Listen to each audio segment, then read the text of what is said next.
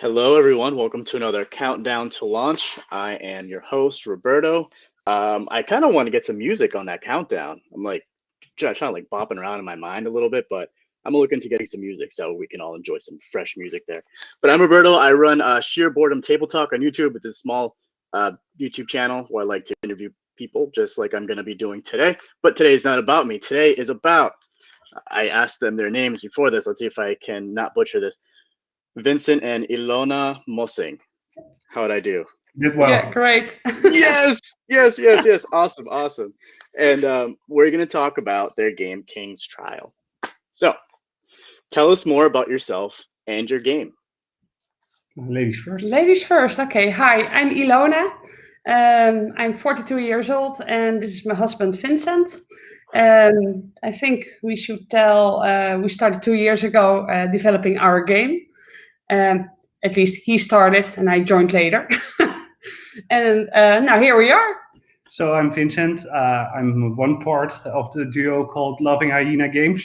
And I started to design basically in a notebook at that time. And now we are really here. And launch time is really coming nearer and nearer. Yeah, it's coming really close.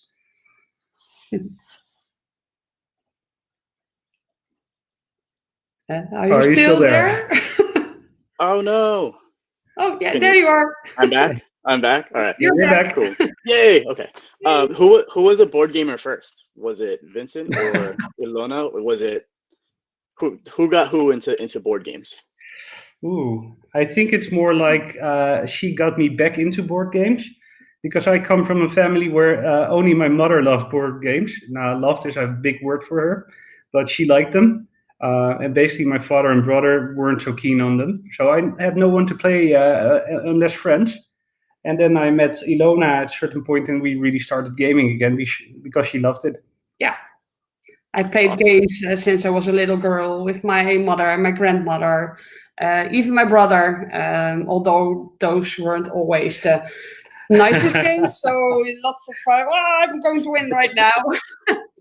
And gaming is quite a thing. Yeah. I grew up with Monopoly, and I don't even know the English name, but it's a well-known game about your life, basically. I think, and Stratego, that's the other one. Yeah. But Monopoly basically meant that there was always someone who was the bank and skimmed off some extra money. Yeah. Always. Just gonna grab a little $100 bill here. Yeah. Put it away for later. And I think it was even worse. So, at what point did you go from game players to game designers? Yeah, that was actually me, I think, because basically I think it was even 3 years ago that I wrote down really a lot of notes. Yeah. Ilona was really like, what are you doing? Because I really was writing and drawing all kinds of things. Basically I had an idea in my head, and it didn't really come out immediately like, okay, this is a board game which we are going to make. But I had thoughts about something, and that was the start. I was sitting next to him reading a book, and he was asking me questions all the time. Oh, how should I do this? And what should I do that? And I was most of the time annoyed. Oh no, I want to read my book right now. But okay, I listen to you. And what? I don't think she thought it was a serious project at that time. No, not at that time. It was also, we gotta get this done. Yeah. No, it was put in the fridge, I think, for 1.5 years.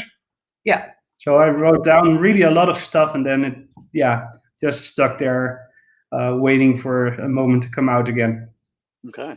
So tell us about your game. Tell us about King's Trial. Actually, I think the fun part of it is completely different than my original thoughts. Because it's a family adventure game, and my original thought was more like a role-playing game. You fill the table with the world, and you go quest on it. A lot of things are still there because you're going on quests. Yeah. But it just works differently. And the main storyline of the game is basically you have a king. It's a guinea pig, loves his food. Our real guinea pigs love that too. They basically are eating all the day or sleeping. Now he's a bit of the same. And that's not really a problem because he's a wise king. Everyone loves him. He loves the food that his subjects bring to him. But then there's a day that the dragon comes in.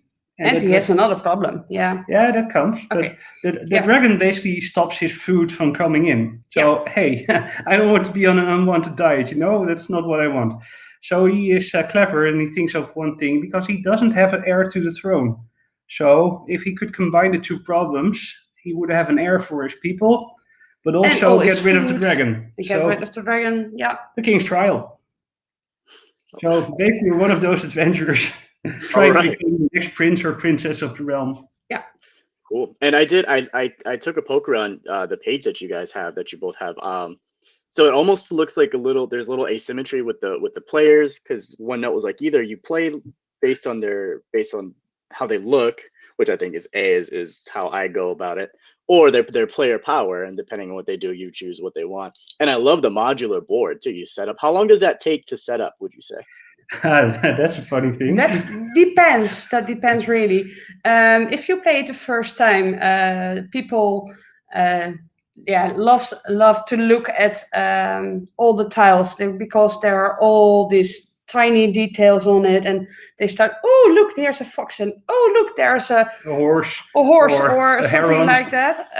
Oh look, here's Jetty ice cream, or there's a lot of details on a them. lot of details are on that. He plays them all by hand, all unique tiles. There's not one the same. Almost not, I think. I think of the 62 tiles, generally, I think, let's say 55 of them are unique. But it takes 5 minutes. It takes 5 minutes if you had to lay them down, but the first time it could take you half an hour. Yeah. But depends on how much you look at the artwork, because there's so much on it. Basically, some people said it feels like a Where's Waldo kind of thing. Yeah. So I think I should count all the rabbits that are in there, all the moles and stuff I put in there, and just basically put something in the manual, like how many can you find this, and then the answer is on the next page or something, because there's so much in it. During playtesting, we found games to take sometimes even 2 hours, because basically a lot of people tend to look at the artwork so much. Yeah. And then if you combine it with the cards, it's even worse. Yeah. You drew everything? You are no, we have an illustrator called Molly. Molly Hattie Carroll. She's an Irish lady living here in the Netherlands. Yeah. We found her basically living 10 minutes drive from us. But since Corona hit us, we didn't see her live. But she basically worked with us together on the artwork, and she made the artwork itself. But always with our directions, like, we want this. No, this is not good. It should change to that. But if we look at those tiles, every tree, every lake, every mountain, everything on there, I placed them there by hand. Yeah. So that was quite some work to do. Yeah. Thousands. I was absolutely impressed with, because on your website you have all the tile laid out, the modular board put out, and I was impressed. I was like, wow, this is some detail. The mountains and the forests and stuff. There's a lot of cool things in there. The lakes as well. If I'm not mistaken, there's water in there as well. Yeah, there's water. Yeah. One of the biggest areas you can find. It was so cool. What made you make this game? I think that's actually funny, because that's I think our first Kickstarter we supported. And that was Sleeping Gods, which we received last week. And basically we felt like, this looks really great. We need to buy this. I found it, I think, on Google, actually, just going through things, and I like games already. We were buying some games sometimes, but we found that, and I really I felt like this could be interesting. It's different than what we have. And we read the story about Ryan Lockhart, how he started and such, and we felt like, so this should be possible to do it like this through Kickstarter. We can do this. So then it got more serious. Yeah.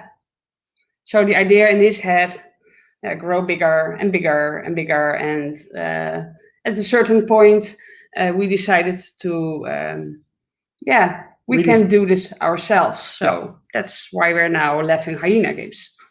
Yeah. Awesome. Although that came, I think, a bit after, but we really started developing the game. Like, let's at first try to make something. Yeah. So then she started being critical on my first designs, of course. So basically, we have a simple version of what I had in mind. It's a lot more toony, because of course I wanted to do one of those games that everyone likes, with all the artwork with really fantasy animals, monsters, and whatever. Really adult-like kind of artwork. But luckily, we do like Looney Tunes. We grew up with it. We love Disney. Let's put it like this. So at a certain point, we felt like, what do we need to do with the game when we were looking for illustrators? And it was basically Ilona who said, we can go for the RPG kind of game. Yeah. But if I look at our own shelf, what do we have? We have a lot of games that are really nice, but are too hard to pick up, because if you want to play it with friends, you have to learn it first. You have to read those rules. It takes an hour, 1.5 hours, maybe do a test run, and then you can start playing the game. But we had a lot of situations where the evening was just gone. But it didn't feel good. So when we start talking to people near to us, so we're developing a game, and they all said, "Oh no, not this kind of rule book, not this thick, please. Easy to learn, please, not so thick." So that's entry level for a lot of people. Yeah, entry, and keep it in mind to be easy to learn, and that's how it started, I think. Yeah, and the result is actually that I think the manual is still a lot bigger than we had hoped for in the beginning. Mainly also because we tried to put in a lot of pictures to really show how it works. But I think actually it's really easy to learn. We've done quite some tests also with kids where we didn't give the manual. We were just there to explain, like, this is how it works. And generally the second round of play, they knew what to do. Nice. Yeah. And that's with Dutch children who weren't native English. So they were able to do it. Luckily, our English level in the Netherlands is not that bad. It was quite easy to find people to do it. But we really had those brainstorm sessions where I came up with all kinds of ideas that were really neat, but made it more complex, of course. Yeah. And every time it's like, no, we shouldn't do that. And then it was like, okay, maybe we could do it like this. And then we found ways to make the game work better. And in the end, have fun too. It's not too easy. It's not like, move there, do this and done. We had all kinds of small extras in there to make it more fun than that. But it took some time to really find that good balance, because it needed to be simple, but still entertaining enough. Yeah. Actually, out of curiosity, now that you have developed a game and designed a game, are you both now design-minded versus let's play a game? Would you rather design a game? Like, because of all of, you have ideas, and Ilona said, no, let's do something a little different. Do you have those ideas in a little notebook, creating another game with those ideas? No, I think we always have been a bit like that, because basically, to give an example, we already knew the ending of the Game of Thrones TV series. I think 2 years before it ended, we already knew that Daenerys was going to die. Those kind of things. We work that way. He starts with an idea. I give him feedback, or I said, we can do it like this, and then he said, no, we can do it like that, and then it develops. So sometimes we play a game really to play a game. Sometimes we play a game and we feel like, they should have done this, then it would have been better. But we still play games. Every Sunday it's game time here at House Mossing, and our girls come down, and we sit here at our new table. Or don't go to friends.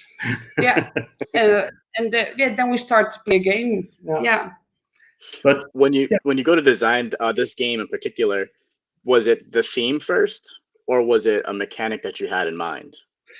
I think it was a bit of both, to be honest. Yeah, you had this idea. It was an RPG fantasy game, so it was the theme first, I think. And then we start... the setting first. I think that's more the word. Because the theme came when we really had Molly entering. Then we really found like it should be cartoony and the world part of it.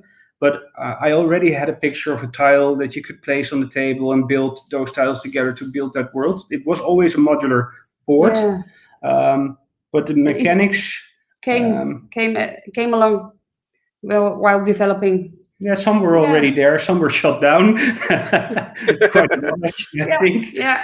Because at first we had upgrades like swords and axes and all those kind of things.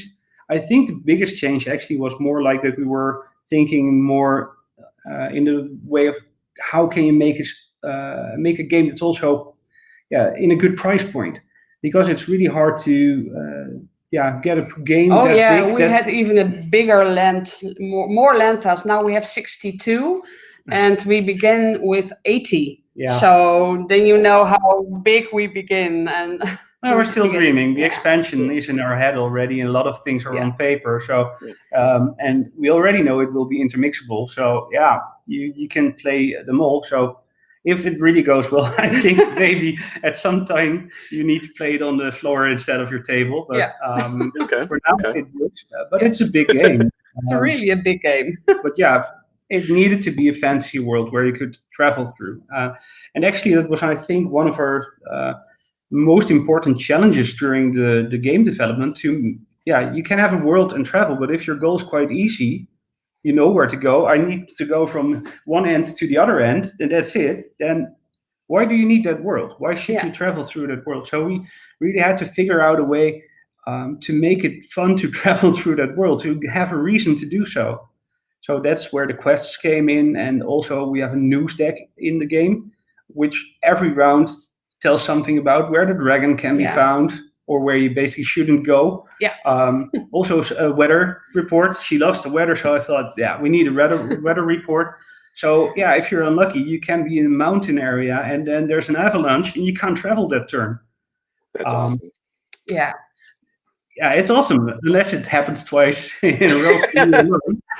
But the fun thing, of course, it also has happened in games that everyone was in the mountain when that happened. It was like, we're all stuck here. We're all stuck in the mountain right now. Great. We're gonna sing Kumbaya right now. Yeah. Same if thunder happens in lake areas, you don't want to be on water with a thunderstorm happening, so you don't want to be there. So those kind of things we entered, and that really helped to make the world a place to travel. But then, hey, it's a big world. It's too big. How do you travel fast from one end to another? So in came the portals. So that's how it works in here. We start to try and we error and we make it again. Absolutely. Yeah. Were there any other challenges that you may have encountered, or milling out? So you had mentioned the challenge previously, but going from 80 to 62 tiles, was that difficult to mill out certain tiles to get it to 62 tiles? No, it was more painful to see part of your design plan going in the bin and then feel like, oh man, it's gone. That was a bit more of a feel like, shit, we don't want to lose those tiles. But in the end, it helped the game. And actually, some people might worry about the room it takes on your table. Luckily, it's you can take out some more tiles even if necessary. Yeah. Will it make the game worse? No, it will make it faster. So it can help in that way. But I think that's the only effect it could really have. Yeah. But it's more fun if it's bigger, actually. That's a strange thing. Yeah. So you can make it a bit faster to take out some extra tiles, but yeah, it's more fun to have that travel room, because you're really going to try and mix with each other. Is there a 2-player variant where you take tiles out, or will 2 players, because, in our day and age, it's like, people being at home, for the most part, it's 1 or 2 people living at home. Will that make the game longer, or do you have a variant where you take tiles out so it equals itself out? Yeah, we actually do have that. We have a possibility to take out tiles if you want to have a shorter game or do a quest less and score a couple of gems less in the game. So we have thought about these things. We're even looking at a solo version, which we already tried quite some times. It is okay, but this is in the end a game that you do want to play with someone else or a group even. Yeah. But for it works. Yeah, but for 2 players, we are currently working on a dragon deck. Cool. So you're playing against a dragon. Yeah. Okay. So then it will be completely different, because the problem with playing as an adventurer is that you know that you're going to hit on each other constantly. all those cards you can use to basically be in the way of the other's progress are always played on that person. So we thought then it would be better to make the dragon playable. So we're currently working on a stretch goal, basically, because that's really an extra. That will be a mini expansion with an own deck. But if everything goes well, we'll be adding a game solution where you can play the dragon also, even in a group, basically. So with 2 or with more people, like a semi-co-op game. So actually the game would then be a 6-player game, even at the biggest certain version. Points, So we're working on that, but it's a scalable game in a lot of ways. Am I going to get really mad at other players? It sounds like there's some take that mechanics in here. It's a really fun thing. We've had some, even today we got a video from Mark Street from Dice Tower, and he really explains it quite well, that it's a take that kind of game. But there are so many cards in the game that you can do all kinds of stuff to really do that with some other player to annoy them. But you also work together quite a lot. Because what I think, this is one of the things we're in the end quite proud of, I think. Everyone who plays the game generally says there's always an end race. Basically, we haven't seen a game where only one person is ahead of all the others. It's always an end race. Actually, we even saw that sometimes there were 2 people really almost there. Really fighting to get to be the first on the dragon mount, and there's a 3rd plane sneaking around. Yoo-hoo, I'm the winner. So basically what happens is that if you're ahead, you'll be the target. It's that easy. So everyone is going to hit you at that time because, hey, you're ahead. We don't want you to be ahead. I want to be ahead. But as soon as it changes, they will focus on the other person. So if one person is very far behind, of course, you'll leave that person alone a bit more. And the fun thing of it is that in the end, those people sometimes tend to win because then you're so focused on the other person. Right. And we had a game where I finished one tile, basically one space away from winning.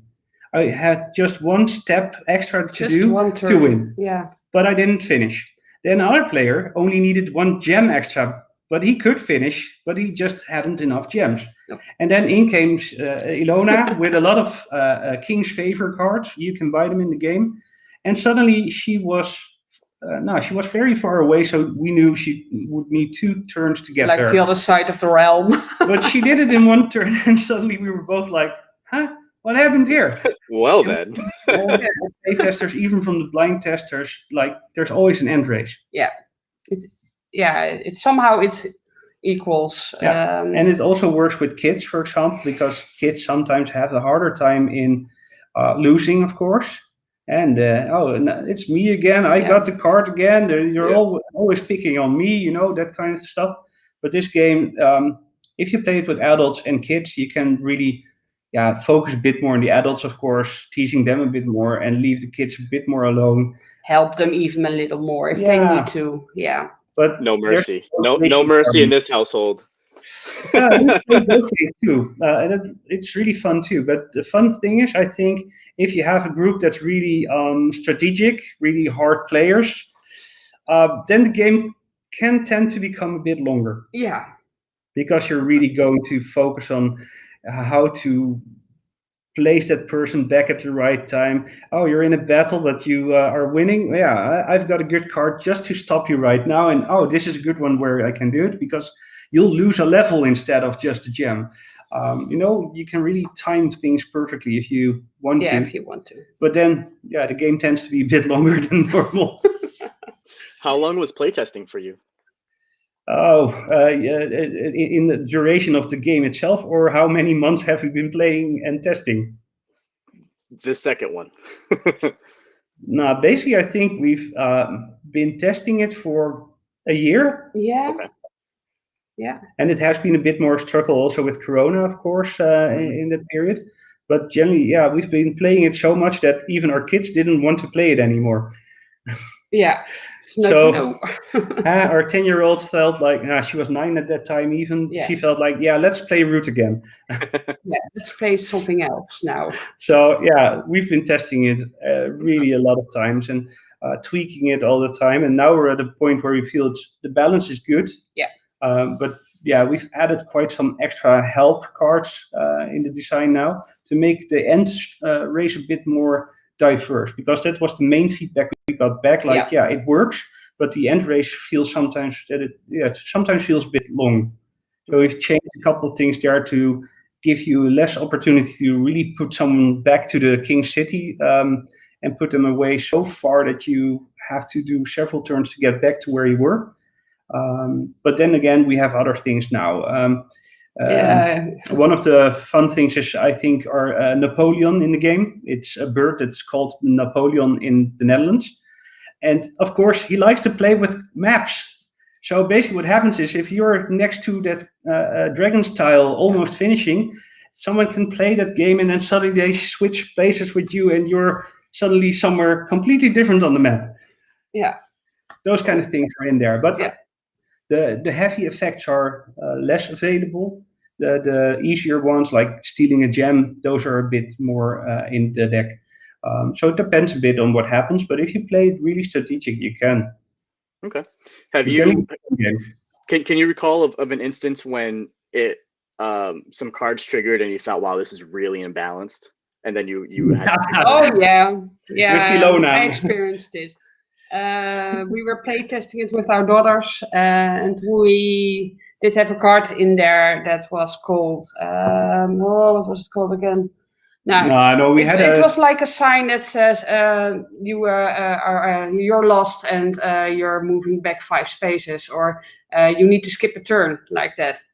And I had my 25 gems. I fulfilled 3 quests. I was near the Dragon Mount. I was thinking, yes, I'm going to win. And then they start. Okay, you could move 5 spaces back. And when I was 5 spaces back, my other said, okay, you need to skip a turn. Half an hour later, I was still on the same spot. And I was starting to win, and my other daughter too. So basically, we had a race between 3 people at that time. And we thought, okay, the end race part is nice, that there are 3 people at the same level.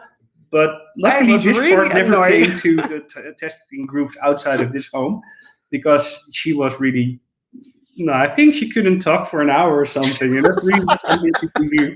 Normally, she was really pissed off at us all. I think we basically... I can take my loss. No, yeah, we really had... But I think you had 15 turns in a row where you had to skip a turn or that was no fun at all.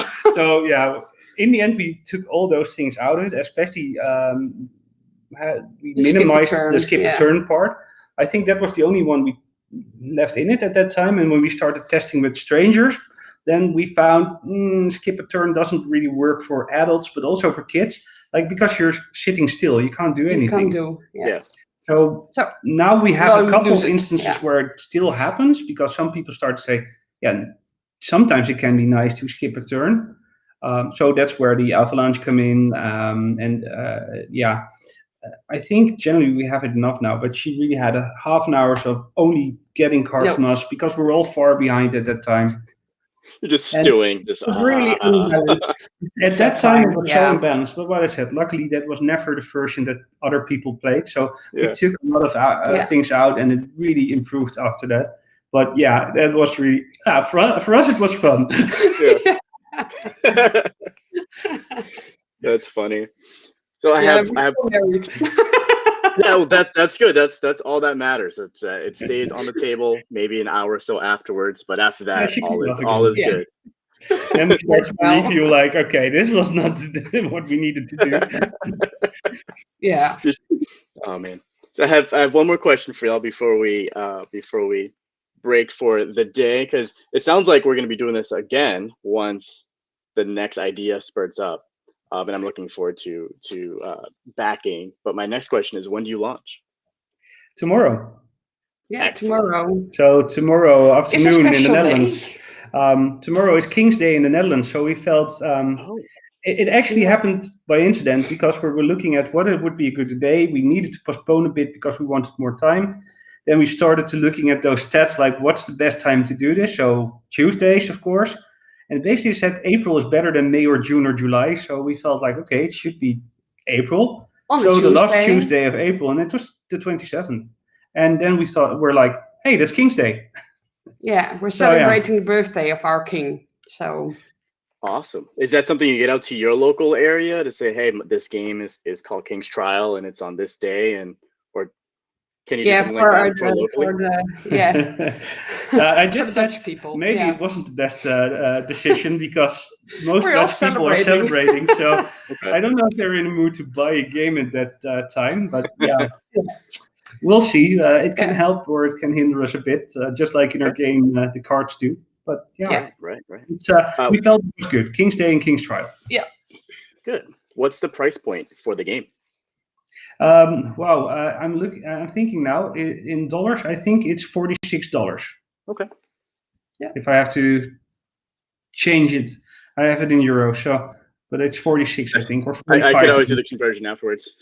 Yeah, something around there. It's somewhere around there because it's really a big game. So yeah, it fills your table up with lots of stuff, lots of cards. So I think it should be fun for that price. Yeah.